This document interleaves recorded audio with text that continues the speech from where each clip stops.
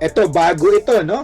Ito Bago. isa sa mga modern features of the CPRA. The responsible use of social media. Okay. So alam natin na ano ba ang mga social media? Nakikita nyo sa inyong screen. Ano? You have Facebook, you have YouTube, pero ba tayong gumagamit ito ng Flickr? LinkedIn sa Amerika, marami yan. Yung Twitter, wala nang Twitter eh. Mas gusto ni Elon Musk pala, yung X. Ano? Ayan. So dapat gamitin natin ang social media responsibly. Pati yung mga Alam online. nyo ba yung responsive? Yung responsibly, kung hindi yung kung ano yung nakita mo, yun na yun. Hindi. Responsibilidad mo na alamin kung totoo o hindi yung gagawin mo, yung sasabihin mo. Yun ang responsibly. Okay? Tuloy. Post natin, it should uphold the dignity of the legal profession. Ayan, unless wala kang dignity, wala kang dignidad. Kung wala kang dignidad, bunganga ka lang. Parang si Libayan, puro bunganga. Talagang dalahira itong si Libayan. Makati ang bunganga. Hindi mapigilan yung sarili manlait at hindi mapigilan yung sarili magsinungaling. Tuloy. Okay? Now, pagka nag-post ka ng mga false or unverified statement, False! Anong sinabi? Mali. At ano? Unverified. Meaning, kailangan i-verify mo.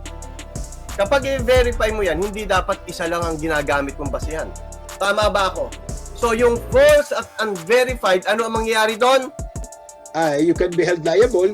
You can held liable. Diba? Kaya mga posting natin, dapat may reliable source. Kung hindi, Dapat may reliable source. Tandaan nyo, ang news po ay hindi na reliable source yan dahil hearsay na lang yan. Kung ano yung sinabi nung ini-interview, yun kasi ang sinasabi ng anchor.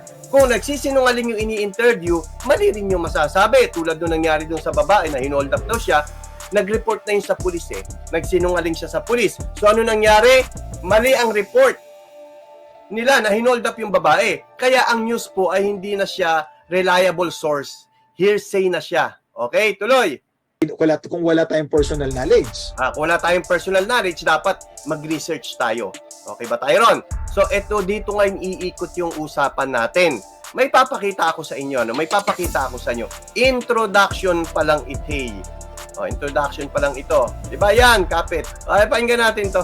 Ayan. Natin na video dito, hindi naman natin alam kung ano yung totoo talaga doon o hindi. Hindi naman natin titignan talaga yun eh.